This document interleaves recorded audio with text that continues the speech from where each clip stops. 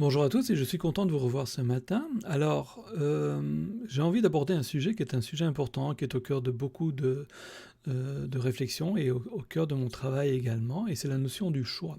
Alors, cette question de choix vient en fait à travers un triptyque. J'ai tendance à enseigner généralement ce triptyque en disant il y a 3 points que nous avons besoin de nous réapproprier. Nous avons besoin de nous réapproprier nos choix, nous avons besoin de nous réapproprier nos, nos opinions et nous avons besoin de nous réapproprier nos émotions. Alors, pourquoi devons-nous nous réapproprier nos choix? C'est assez simple, parce qu'en fait nos choix ont des conséquences. Donc en fait nous pouvons poser exactement le choix que nous souhaitons. La seule chose c'est que nous ne pouvons pas nous départir des conséquences attachées à nos choix. Et ces conséquences sont bien nos conséquences. Ce n'est pas les autres, c'est le juste retour de ce que nous avons fait. Comme je le dis souvent, par exemple, je pourrais choisir de voler, et puis la preuve que c'est bien un choix, c'est qu'on a légiféré contre cela. Si ce n'avait jamais été un choix, il n'y aurait jamais eu de loi contre le vol. Donc je choisis de voler, puis je me fais attraper, je me fais condamner, je pars en prison, je ne vais pas pouvoir envoyer quelqu'un d'autre en prison, ni dire que c'est la faute du policier si je suis dans cette situation en prison. Non, c'est la juste conséquence de mon choix. La chose qu'il faut se rappeler, c'est qu'un choix, on peut en changer. Je peux très bien, une fois que je suis en prison, me dire finalement, ce choix de voler n'était pas un choix opportun, je choisis dorénavant d'être honnête. Alors il est évident que je vais devoir probablement terminer de payer ce que je dois pour mes choix passés.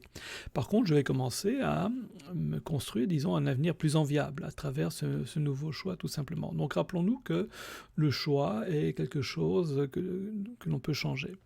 Alors on ira plus loin dans le choix dans un instant, je vais juste rapidement couvrir les 2 autres points que j'avais cités. Donc nous devons nous réapproprier nos opinions, en fait nous y avons droit, mais l'autre a tout autant le droit que moi d'avoir sa propre opinion.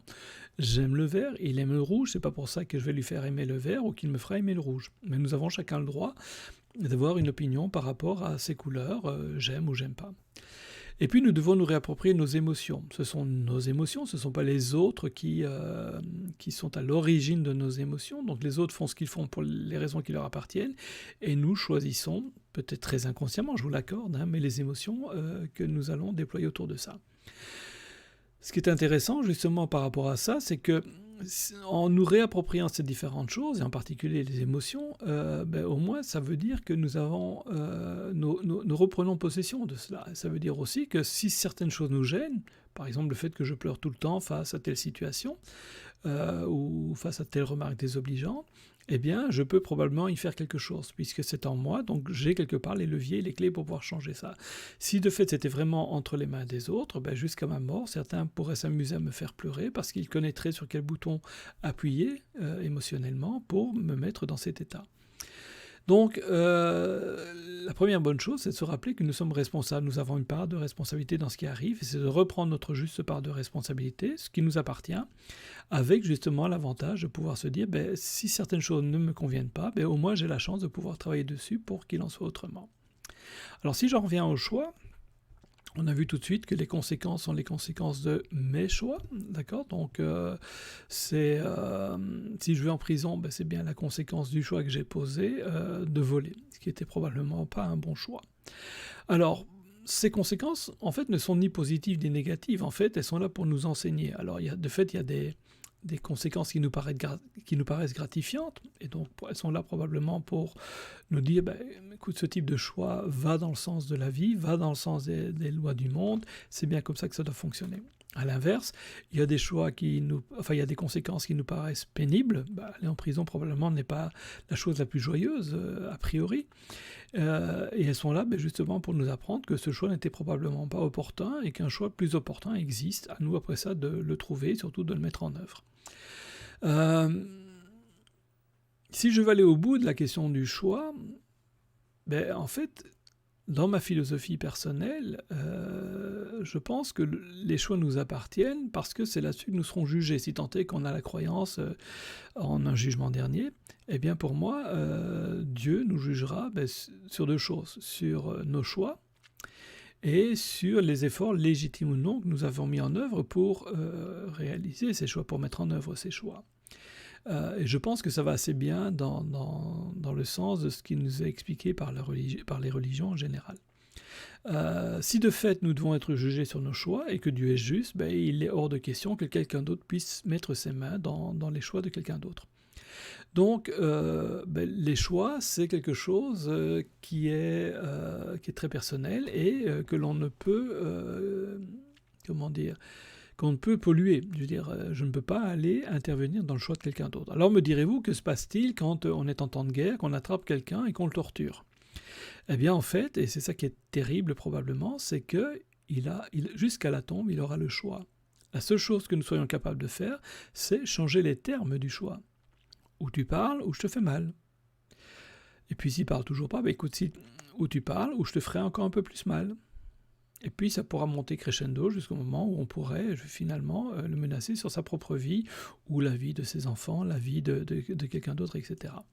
Tout ça sont des manipulations psychologiques. Pourquoi? Parce qu'il a toujours le choix. Le choix est toujours entre ses mains. Et donc, si de fait nous sommes bien redevables devant Dieu de nos choix, eh bien, évidemment, c'est évidemment un moment terrible à vivre, mais en même temps, ce choix est bien le sien et probablement on aura des choses à justifier devant Dieu. Alors Dieu est grand, évidemment, et puis il peut probablement accorder des circonstances atténuantes à plein de choses, j'entends bien, mais juste pour expliquer finalement ce simple point, parce que le propos n'est pas sur le jugement dernier, que nos choix sont bien les nôtres et que les conséquences de nos choix sont bien nos conséquences, et que si ces conséquences ne sont pas celles que nous souhaiterions avoir, eh bien, il nous appartient à nous de pouvoir d'agir dessus et éventuellement de poser d'autres choix. Ce qui est intéressant avec les choix, c'est que à chaque instant, nous avons une page blanche et nous pouvons toujours poser des choix différents. C'est pas parce que toute notre vie nous avons vécu en ayant posé un certain choix que nous devons nécessairement poursuivre notre vie en restant sur ce choix. Nous pourrions très bien changer de choix à un moment donné.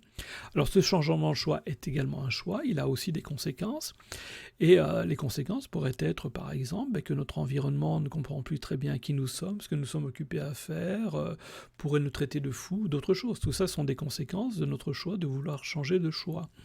Mais c'est un choix qui nous appartient, que nous avons le droit de faire et qu'il serait peut-être même salutaire de faire. Et en même temps, si nous avons ces retours peut-être plus négatifs ou qui nous pèsent un peu, eh bien ces retours sont pleins d'enseignements pour nous, ils sont occupés à nous dire quelque chose, à nous apporter en tout cas un certain nombre d'apprentissages et à nous informer sur notre choix et éventuellement sur la qualité du choix en question.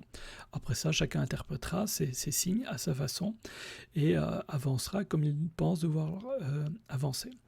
Donc je vais en rester là par rapport à ça, mais j'avais besoin d'installer la notion du choix avant d'aborder une autre question que nous verrons dans la prochaine vidéo, qui est jusqu'où ne pas aller trop loin, et en particulier en tant que coach, et là je m'adresserai un peu plus aux professionnels, aux jeunes professionnels dans le métier, ou ceux qui sont en apprentissage de coaching, donc jusqu'où aller et à partir d'où s'arrêter avec un client, mais ça peut être aussi avec son conjoint, avec les autres d'une manière générale, etc.